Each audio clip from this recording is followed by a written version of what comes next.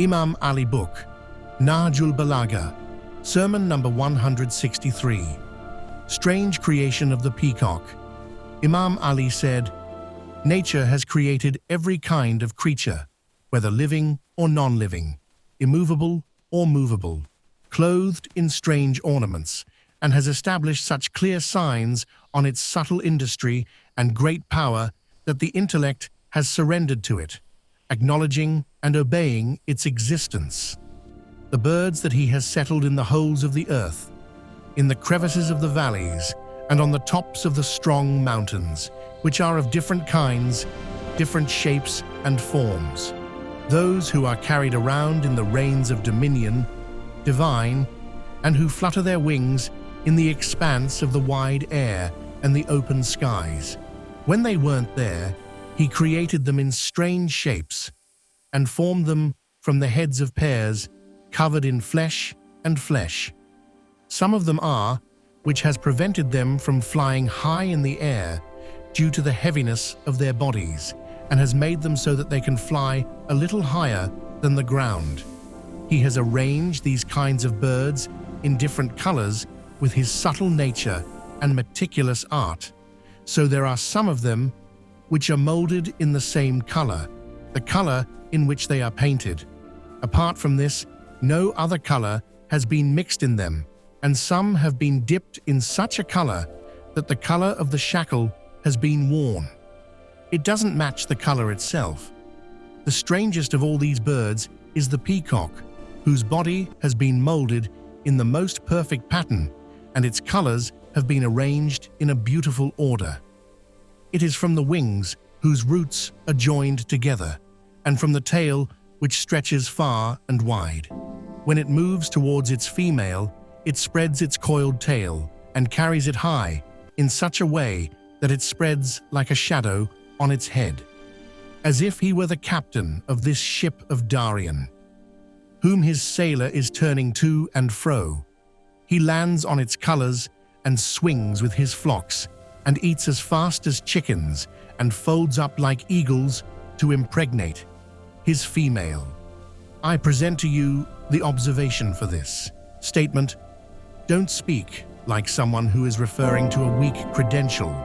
It is only an illusion of the thinkers that he brings his female to the eggs with the tears shed by his fountains, which come to rest on both sides of his eyelids, and the peacock drinks it, and then she begins to lay eggs, and apart from these bursting tears, the male does not eat from it.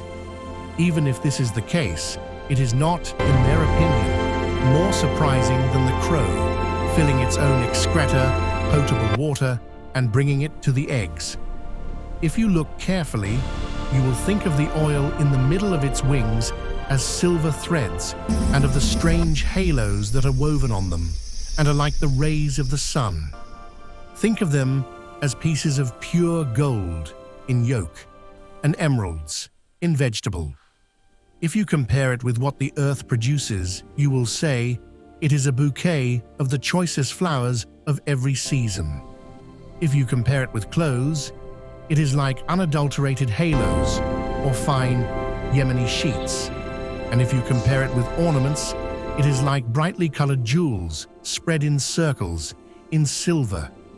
He walks like one who is haughty and arrogant, and when he looks at his tail and hair, he laughs with laughter because of the beauty of his feet and the color of his cheekbones. But when he looks at his feet, he cries with a loud voice, as if expressing his cry and testifying to his true pain, heart, because its feet are fine and thin, like the feet of gray-colored ducks, and a fine thorn is prominent on the edge of its shin, and in the place of its tail is a cluster of green wings, and the spread of its neck is like this. Such is the neck, and the part from the place of its fold to where its stomach is. Yemeni is like the color of a statue, dark green, or like the silk that is worn on a sewn mirror, as if it is wrapped in a black veil. But its richness of moisture and abundance of radiance make it seem as if it has been mixed with fresh vegetables separately. there is a white shiny line like the flowers of baboon, mixed with the buds of its ears, which is like the tip of a pen. She shines in the blackness of this place with her whiteness. There are few colors that have not taken some part of the white stripe, and they are overshadowed by the excess of their climate, the brilliance and splendor of their Pekka silks. He is like the scattered buds that neither the spring rains nourished nor the summer sun nourished. He sometimes becomes naked, with his hair and colorful clothes. His hair falls continuously and then begins to grow again and again. They fall from his arms like the leaves from the twigs, even the shape that was before the fall. He returns to it and does not go back and forth with his first colors, nor does any color leave its place and take another place. When you look closely at the fibers of its wings, it will sometimes give you glimpses of roses, sometimes of emeralds, and sometimes of gold. Consider then why the depths of thought can reach the qualities of such a creature. Or how can the physical tests of the intellects get there? Or how can the words of the narrator set forth his attributes, that even the smallest part of which has humbled us from understanding and from describing languages? You're pure, the one who has overwhelmed the intellects by describing the condition of a creature that was made visible to the eyes, and they, the eyes, have also seen it in a limited and mixed with ingredients and colored with different colors form, and who has humbled the languages from summarizing its creature's attributes and describing its attributes. And it's pure God, who hath made firm the feet of every creature, from the ant and the mosquito to the fish and the elephant, and hath ordained for himself a cup, into which he hath put his spirit. He will not eat, but will make death his promise and destruction his limit. Information about the Moor.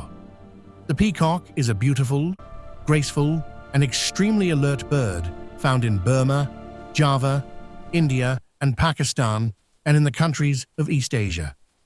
The color of its wings, the spread of its tail and dance are very attractive.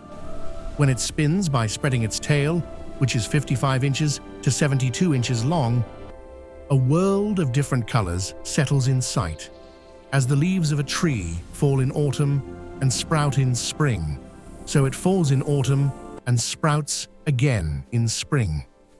The season of spring is the time of its beauty. It is eaten in the same season. Mourners start laying eggs at the age of 3 and have an average age of 35 years. She lays at least 12 eggs in a year and incubates them for a month. The peacock often breaks these eggs, therefore its eggs are also put under the chicken, but the chicken's breath makes a difference in the beauty and physical appearance of the children. Despite its charm and beauty, the peacock is a deviant concept and is considered bad to keep in homes.